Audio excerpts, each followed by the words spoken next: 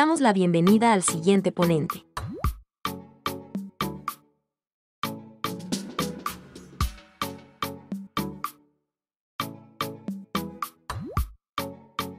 Doctor Daniel Allende García.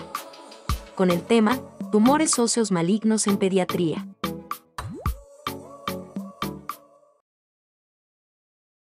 Muy buenas tardes, mi nombre es Daniel Alejandro Allende García, soy médico radiólogo con alta especialidad en imagen pediátrica.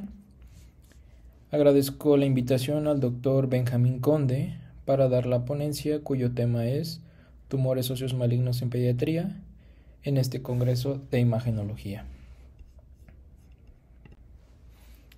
El objetivo principal de esta ponencia es conocer el comportamiento por imagen de los tumores óseos malignos más frecuentes en los pacientes pediátricos. En cuanto a la justificación, alcances y retos, es identificar los hallazgos clave por los diferentes métodos de imagen para establecer un diagnóstico temprano y certero de un tumor óseo maligno en la población pediátrica. En cuanto a los temas que vamos a abordar, básicamente al principio una introducción y generalidades, posteriormente hablaremos acerca del osteosarcoma convencional y subtipos más frecuentes, el sarcoma de Ewing, el condrosarcoma y el linfoma primario óseo. Como introducción y generalidades, me gustaría comentar que la prevalencia de los tumores óseos malignos primarios es notablemente más baja que la prevalencia de los tumores óseos benignos en los niños. Más del 90% de los casos de tumores óseos malignos primarios son osteosarcomas y sarcomas de Ewing. Debido a su crecimiento rápido e invasivo, los tumores óseos malignos son una causa importante de mortalidad y discapacidad en los niños. Los tumores óseos primarios malignos más comunes en pacientes pediátricos, aparte del osteosarcoma y sarcoma de Ewing, son el condrosarcoma y el linfoma óseo primario.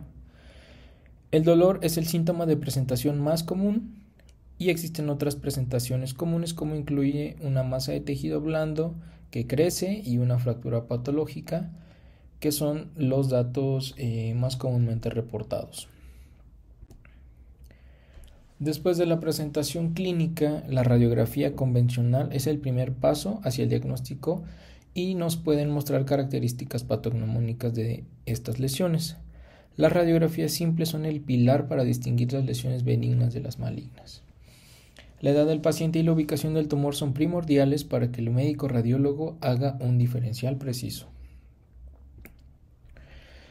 El papel de las imágenes por resonancia magnética, por tomografía y por medicina nuclear juegan un papel integral en la caracterización de la extensión de la enfermedad. Estas modalidades ayudan a evaluar las metástasis, a guiar la cirugía y a evaluar potencialmente la respuesta al tratamiento. Existen reportes acerca de las plataformas que se pueden utilizar para caracterizar una lesión cuando nosotros estemos visualizando una radiografía, cuyo título es de la A a la Z. Empezamos con la letra A, la cual hace énfasis a la edad, la letra B, que nos habla acerca del hueso, identificando qué hueso es el que está afectado y qué parte del hueso es la que está también afectada. C de características nos hace énfasis a la composición o a la matriz. Si nosotros hablamos de una lesión maligna, pues tenemos que esta puede ser osteolítica, esclerótica, inclusive mixta. Va a tener un patrón osteoide o condroide. En cuanto a la cortical, al ser una lesión maligna, pues va a estar alterada la cortical. En cuanto a los márgenes, pues van a ser márgenes que van a estar mal definidos. En cuanto a la E de exterior, nos habla acerca de la reacción perióstica, la cual pues va a ser una reacción perióstica interrumpida o maligna. La F de fractura, en la mayoría de los casos puede haber fractura patológica, y en la Z de zona de transición o distribución nos habla acerca de una zona de transición amplia, comúnmente visualizados en los patrones apolillados y permeativos.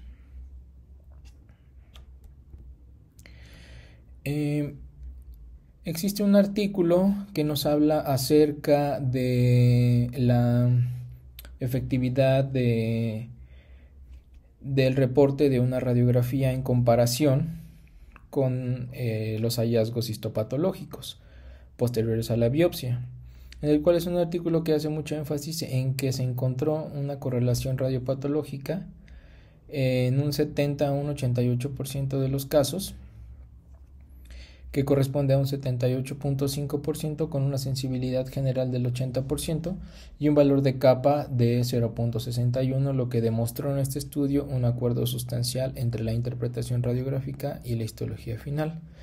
Es decir, fue muy buena la correlación entre los hallazgos que se describieron de una lesión maligna con lo patológico. En este artículo hace énfasis en que existieron 4 características, las más sobresalientes, de las cuales tuvieron el mayor valor predictivo positivo y valor predictivo negativo, cuyas características fueron los márgenes mal definidos, una zona de transición amplia, una reacción perióstica maligna y la destrucción cortical. Se hace énfasis a estas 4 características que son de suma importancia y que nosotros debemos considerar al estar reportando una lesión. Ya entrando a la parte del osteosarcoma, el osteosarcoma es un tumor primario maligno de hueso que se caracteriza por la formación de matriz osteoide o de hueso inmaduro por células malignas. En niños se considera el tumor óseo primario más frecuente. Se puede clasificar en formas primarias y secundarias, así como en tipos histológicos, de los cuales el osteosarcoma convencional es el más común. En cuanto a la epidemiología, el osteosarcoma primario ocurre típicamente en pacientes jóvenes, en una edad de 10 a 20 años, y un 75% se estipula que se presenta de los 13 a los 16 años, debido a que los centros de crecimiento del hueso son más activos durante la pubertad y adolescencia. Existe un ligero predominio masculino. La presentación clínica: los pacientes a menudo presentan dolor óseo, ocasionalmente acompaña de una masa de partes blandas, y en ocasiones los primeros síntomas están relacionados con una fractura patológica. En cuanto a la localización, los osteosarcomas primarios generalmente ocurren en la metadiáfisis de los huesos largos, en el esqueleto apendicular, más comúnmente en los sitios como son el fémur, especialmente el fémur distal en un 40%, a nivel de la tibia proximal hasta en un 16% y en el húmero en un 15%. Otros de los sitios menos comunes es el peroné, el hueso maxilar y las vértebras.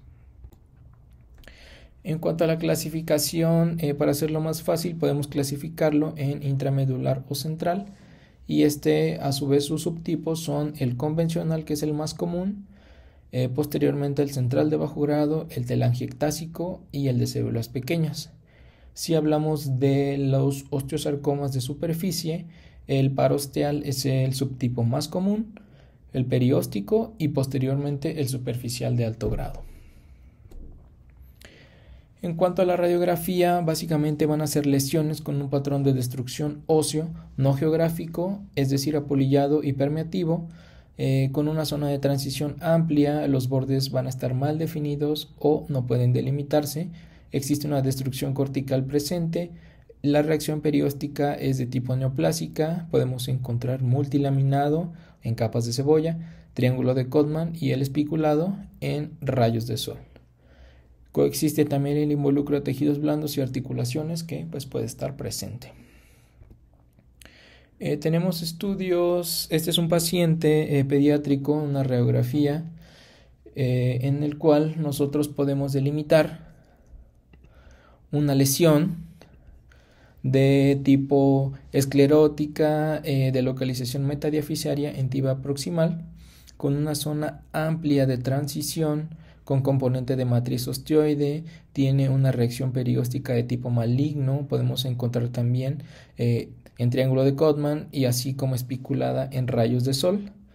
Y también destaca el aumento de la radiopacidad de las partes blandas, que nos hablan también de un componente de tejido blando.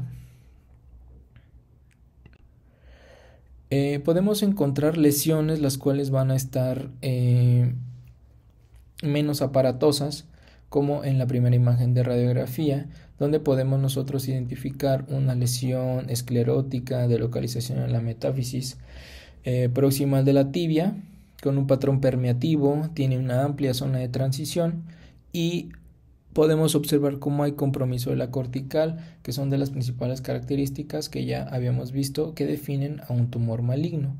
Existen otras lesiones más aparatosas, ¿no? Vemos una lesión más evidente en fémur distal con patrón permeativo, tiene una amplia zona de transición, reacción perióstica importante en rayos de sol, que le confiere esa morfología pues espiculada, y así como un importante componente de los tejidos blandos. Podemos encontrar otro tipo de lesiones apenas visualizadas, ¿no? Vemos una lesión irregular con zonas escleróticas, también coexiste un patrón permeativo localizado en la metáfisis proximal de la tibia, cuyo pues visibilidad es apenas perceptible. En cuanto a la resonancia magnética delimita con exactitud y precisión la extensión del tumor hacia los tejidos blandos y al canal medular.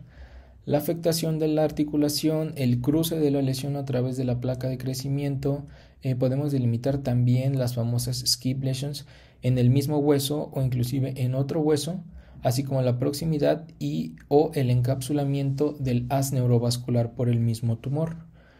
La secuencia en T1 es la mejor secuencia para evaluar la extensión tumoral intramedular. En cuanto a las secuencias de resonancia magnética, pues en T1, al ser una lesión de componente sólido, vamos a encontrar una señal intermedia. Si existe un componente osificado, vamos a encontrar una intensidad de señal baja. El edema lo vamos a ver con una señal intermedia y posterior a la administración de gadolinio vamos a ver cómo existe un realce del componente sólido. Ya en una secuencia en T2 vamos a tener una alta señal en el componente de tejidos blandos, una baja señal en el componente osificado y el edema se va a representar con una señal alta. Tenemos imágenes por resonancia magnética en un plano coronal donde documentamos una lesión sólida de comportamiento hipointensa en T1 con algunas zonas hiperintensas de contenido hemático. Esta lesión pues estamos visualizando que su localización es en la metáfisis del fémur distal. Sin embargo, aquí lo que debe llamar la atención es que esta lesión ya cruzó la placa de crecimiento y se extendió hacia la epífisis distal. Y en una secuencia en T2 vamos a delimitar la misma lesión, ahora cuyas características son heterogéneamente hiperintensas. Y en una secuencia STIR pues delimitamos ya ese edema marcado de la lesión hacia la médula. Podemos también ver cómo existe involucro del periósteo e inclusive de la cortical.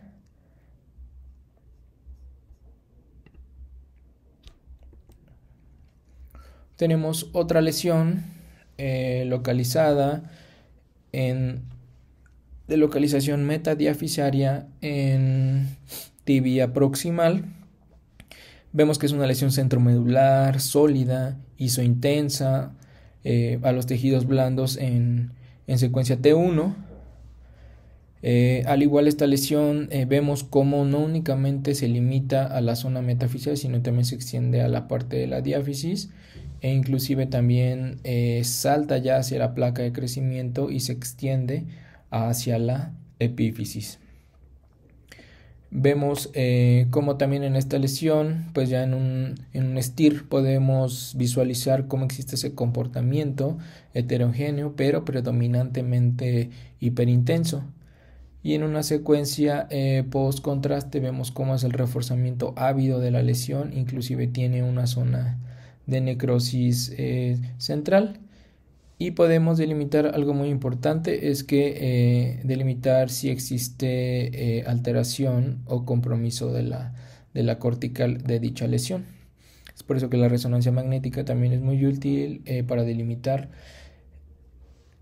la extensión no únicamente de la metáfisis, sino más allá.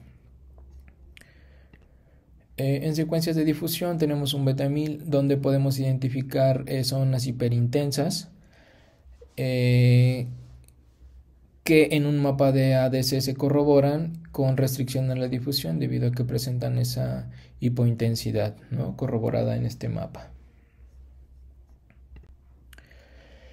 Entrando a otro subtipo de oleosteosarcoma central o medular, es el osteosarcoma telangiectásico. Representa del 2 al 12% de los osteosarcomas de alto grado con frecuencias variables entre los estudios. Generalmente ocurren en adolescentes con una mediana de edad de 15 a 20 años. Hay una prevalencia masculina. El osteosarcoma telangiectásico se considera un subtipo del osteosarcoma convencional. Las características del osteosarcoma telangiectásico: vamos a encontrar una matriz osteoide con formación de hueso neoplásico.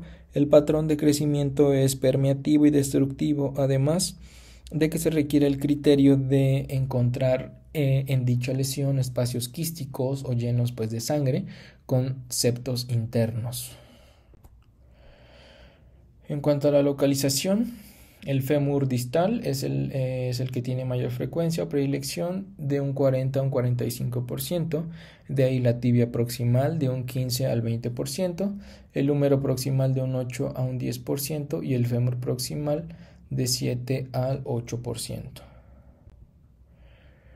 Esta es la radiografía de un paciente pediátrico donde podemos identificar una lesión, la cual es expansiva, con un grado destructivo muy importante, tiene una zona de transición muy amplia, con una importante formación de partes blandas asociadas, que inclusive se puede ver cómo hay compromiso de la cortical importante. Normalmente son lesiones que tienden a un crecimiento acelerado. Y en las secuencias de resonancia magnética les voy a mostrar el comportamiento de la lesión. Vemos cómo es una lesión expansiva, que tiene muchos espacios quísticos, tiene comportamiento sólido, multiseptada, multiloculada, que inclusive tiende a afectar de forma muy importante al hueso. En otra secuencia en STIR podemos identificar y delimitar claramente todos esos espacios quísticos, inclusive hasta con material hemático en su interior, y podemos observar que es una lesión muy aparatosa. Y esto nosotros al visualizarlo y al saber que estamos ante una lesión con estas características, es fácil delimitar que se trata de un subtipo de tipo telangiectásico, debido a que es el único que tiene estas características clásicas. En cuanto a los osteosarcomas superficiales, iniciamos con el osteosarcoma parosteal. El osteosarcoma parosteal es el tipo más común del osteosarcoma yuxtacortical o superficial y representa el 4% de todos los osteosarcomas. La presentación es en segunda y cuarta década de la vida y tiene predilección por el sexo femenino. Como vemos en la imagen, en este esquema, vemos prácticamente cómo la lesión depende del periósteo, inclusive respeta a la cortical. Por radiografía normalmente vamos a ubicarlo en la metáfisis de un 80 a un 90% y más comúnmente en la cara posterior del fémur distal hasta en un 60%, y ya seguido por cualquier extremo, ya sea de la tibia y luego del húmero proximal. Entonces normalmente lo vamos a ver como una lesión formadora de masa exofítica lobulada, cuya morfología es similar a la de una coliflor, con osificación densa central adyacente al mismo hueso. En cuanto a los estudios por resonancia magnética, vamos a identificar una lesión de aspecto sólido con intensidad de señal heterogénea. Inclusive podemos ver algunas zonas hiperintensas en esta secuencia en T1 que pudieran corresponder con material hemático Ya en una secuencia en T2 podemos identificar cómo tiene un comportamiento con mayor intensidad de señal. Inclusive puede haber áreas quísticas, áreas hemorrágicas, y no siempre, pero pudiera también existir alteración en la cortical. Algo muy importante que nos ayuda también la resonancia magnética, como ya habíamos comentado, es que en esta secuencia en STIR vemos cómo esta lesión prácticamente descansa sobre el paquete básculo nervioso popliteo, y es de suma importancia que pues con los otros métodos de imagen nos ayude a delimitar dicha lesión, compromisos con estructuras adyacentes y de mejor forma establecer pues un diagnóstico más certero y así ayudar al quirúrgico en cuanto al involucro de estructuras vasculares, nerviosas. Hablando del osteosarcoma perióstico, es el segundo tipo más común del osteosarcoma yuxtacortical o superficial después del osteosarcoma parosteal y representa el 1.5% de todos los casos del osteosarcoma. Afecta a un grupo de edad de 10 a 20 años. La ubicación, estas lesiones tienden a ser un poco más diafisarias en tibia y fémur más comúnmente, especial en fémur distal y a nivel medial.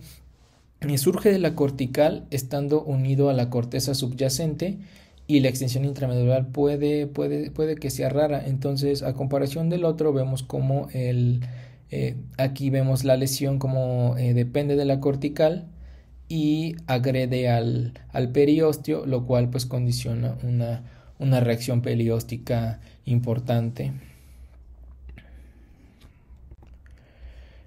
Tenemos imágenes por radiografía de un paciente pediátrico en el cual podemos identificar una lesión que tiene un comportamiento lítica, es excéntrica, de base ancha en la diáfisis media del fémur, que prácticamente está afectando a la corteza, tiene una reacción perióstica importante y vemos como también hay un aumento en el volumen de los tejidos blandos que hacen pensar en que esta lesión también tenga un componente de tejido blando extraóseo.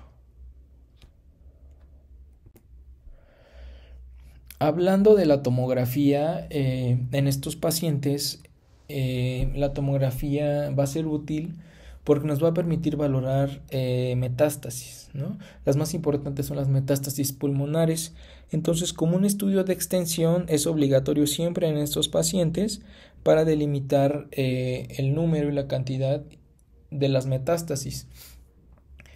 Algo muy importante y que se ha documentado es que las metástasis pulmonares suelen calcificarse, esto de un 20 a un 30% en los pacientes con diagnóstico de osteosarcoma. También es útil para valorar lesiones de sospecha en el esqueleto axial, cintura escapular y a nivel de la pelvis. Otro de los métodos de imagen es el gamagrama óseo. El gamagrama óseo con tecnesio 99 y MDP nos van a permitir valorar las lesiones saltatorias, ¿no? Ya sea dentro del mismo hueso afectado o así como en otros sitios, debido a que pues el radiofármaco nos va a ayudar y va a captar en sitios con aumento de la actividad osteoblástica, ¿no? Como vemos aquí, principalmente vemos un sitio de captación a nivel del fémur distal izquierdo, inclusive vemos una zona de captación a nivel de fémur proximal derecho que no visualizamos en el izquierdo. Hablando del sarcoma de Ewing, los sarcomas de Ewing son los segundos tumores óseos primarios malignos más comunes en la infancia después del osteosarcoma. Típicamente surgen de la cavidad medular con la invasión del sistema en Havers. Está estrechamente relacionado con los tumores de tejido blando, el tumor de Askin y el neuroepitelioma, que en conjunto se conocen como la familia de tumores del sarcoma de Ewing. En cuanto a la epidemiología, prácticamente el sarcoma de Ewing se presenta típicamente en niños y adolescentes entre 10 y 20 años y tiene una ligera predilección por el sexo masculino. El pico de incidencia es entre los 10 y los 15 años de edad. La presentación clásica puede ser inespecífica, sin embargo, el dolor es el síntoma cardinal más común que presentan los pacientes pediátricos. Adicionalmente se palpa una masa de tejido blando, inclusive puede haber fracturas patológicas y todo esto inclusive puede desencadenarse posterior a un traumatismo. Pueden presentarse también síntomas sistémicos como la fiebre. En cuanto a la localización, prácticamente el mayor porcentaje es en huesos largos de un 50 a un 60%, principalmente en fémur de un 25%, en la tibia en un 11%, en el húmero en un 10% y en huesos planos en un 40%. La pelvis prácticamente ocupa un 14%, en la escápula el 10% y en las costillas el 6%. Los sarcomas de Ewing tienden a ser grandes con una amplia zona de transición. Más del 80% de los sarcomas de Ewing muestran extensión a los tejidos blandos. Entonces nosotros por radiografía vamos a documentar la presencia de una lesión irregular de tipo permeativo con una zona de transición amplia, márgenes irregulares. Vamos a tener una reacción perióstica de tipo laminada en capas de cebolla que se va a presentar hasta en un 57%. Y al igual coexisten con zonas de esclerosis. En cuanto a la resonancia magnética, en el T1 es muy similar al comportamiento. Vamos a encontrar una intensidad de señal baja a intermedia. En el T1 posterior a la administración del medio de contraste vamos a encontrar un realce heterogéneo pero ávido. En el T2 pues, la intensidad de señal es heterogéneamente alta. Por radiografía no casi siempre vamos a encontrar patrones típicos, ¿no? Podemos encontrar inclusive reacciones periósticas mixtas que hay veces que pues, nos pueden hacer dudar acerca de alguna lesión, si es Ewing, si es un osteosarcoma, y lo más importante es delimitar todos esos datos que nos hacen sospechar en una lesión maligna. Entonces, como vemos en la imagen, podemos encontrar un componente tanto permeativo, una reacción perióstica de tipo en triángulo de Codman, reacción perióstica en rayos de sol, el compromiso con la cortical y el aumento de la radiopacidad del volumen de los tejidos blandos que nos hacen sospechar en un componente de partes blandas extraóseo. Clásicamente en el sarcoma de Ewing nos dicen algunos textos que tiende a ser más diafisiaria, ¿no? Entonces podemos identificar en este estudio radiográfico de un paciente pediátrico, vemos cómo existe una lesión en la diáfisis media del húmero, con aspecto permeativo, tiene una reacción perióstica laminada, tiene un componente destructivo, lítico, que nos hacen sospechar en una lesión maligna, y de acuerdo a las características y al sitio de localización, a la edad del paciente, podríamos ya dar una sospecha diagnóstica. Este es un estudio de radiografía de un paciente pediátrico en el cual prácticamente pues todo se ve normal en el tórax. Sin embargo, al hacer una magnificación a la región escapular, vemos cómo existe una lesión irregular con un componente permeativo, ¿no?, de la porción medial de la escápula, la cual pues tenemos que complementar con un estudio de extensión. En este caso pues ya no pediríamos digamos otra radiografía, ¿no? Sin embargo, aquí ya pediríamos pues una resonancia magnética para caracterizar de mejor manera este tipo de lesión. En cuanto a la resonancia magnética, tenemos imágenes de un paciente pediátrico donde podemos identificar una lesión sólida, hipointensa, a nivel diafisiario, en húmero, ¿no?, la cual pues muestra un componente sólido. En secuencia STIR podemos identificar cómo hay una intensidad de señal heterogéneamente, pero de predominio hiperintensa. Ya con el medio de contraste vemos cómo existe ese reforzamiento heterogéneo de dicha lesión. Es muy importante caracterizar pues el comportamiento de las lesiones si únicamente se limita a la diáfisis, si es diáfisis media, si es proximal, si es distal, inclusive pues si ya se extiende más allá de la placa de crecimiento y si hay involucro de partes blandas. Esta es la resonancia magnética del paciente que vimos con la lesión escapular. Vemos secuencias en T2 donde identificamos una lesión sólida, heterogéneamente hiperintensa, localizada a nivel de la escápula izquierda. Y el diagnóstico histopatológico pues fue un sarcoma de Ewing. Ya entrando a la parte del condrosarcoma, los condrosarcomas son un grupo heterogéneo de tumores óseos malignos que comparten la producción de matriz condroide. Prácticamente son raros en menores de 10 años, sin embargo sí hay casos documentados. La localización de estos tumores, pues prácticamente el mayor porcentaje es en huesos largos, principalmente en fémur de un 20 a un 35%, en la tibia en un 5%, en miembro inferior, especialmente en número proximal en un 10 a un 20%, en la pelvis hasta en un 25%, a nivel de las costillas en un 8% y en columna vertebral en un 7%. Tenemos un estudio radiográfico de un paciente pediátrico de pelvis, donde podemos identificar pues una lesión irregular que tiene un comportamiento lítico asociada a una matriz de tipo condroide con calcificaciones puntiformes, calcificaciones gruesas con una zona de transición amplia localizada en la rama inferior del pubis derecho, ¿no? Que también se asocia pues a un componente de tejidos blandos. Ya por resonancia magnética tenemos secuencias en T1 y T2 donde podemos identificar dicha lesión, el cual muestra un componente sólido, es isointensa a los grupos musculares, y ya en secuencia T2 vemos cómo es predominantemente hiperintensa, heterogénea, con algunos septos en su interior. Pues este paciente, el estudio histológico fue un condrosarcoma. Hablando del linfoma primario óseo, se define como la presencia de linfoma aislado en un hueso sin diseminación a distancia durante 6 meses después del diagnóstico. Puede afectar prácticamente cualquier grupo de edad, es raro en niños menores de 10 años y hay un ligero predominio masculino en una proporción de 1.5 a 1. En cuanto a la patología, el subtipo más común es el linfoma difuso de células B grandes. La ubicación, los sitios de afectación más frecuentes son el fémur, la pelvis y las vértebras.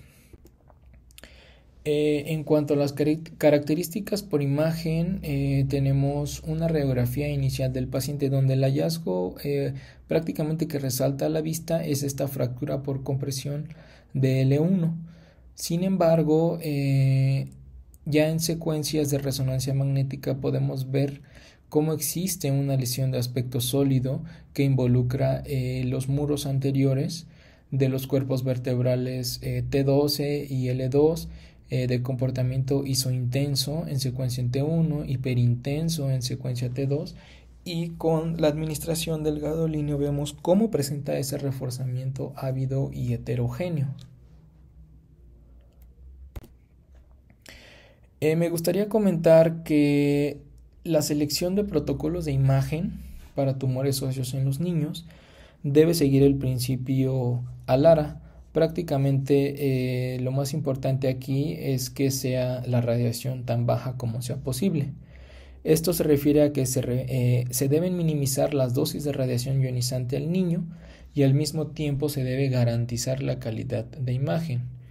Actualmente sabemos que con una radiografía inicial que nosotros tengamos de nuestros pacientes podemos delimitar si se trata de una lesión maligna o de una lesión benigna. Desafortunadamente la cultura de la radiación todavía hace falta que se propague, ¿no? a nivel mundial, e inclusive nosotros en nuestra práctica diaria nos hemos encontrado con situaciones en las que después de una radiografía piden una tomografía, ¿no?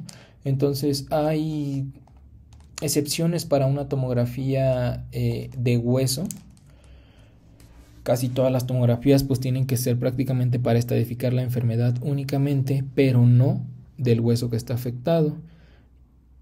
Es por eso que pues tratamos de hacer hincapié en la radiación y que una simple radiografía nos puede aportar lo suficiente para determinar si una lesión ósea es maligna.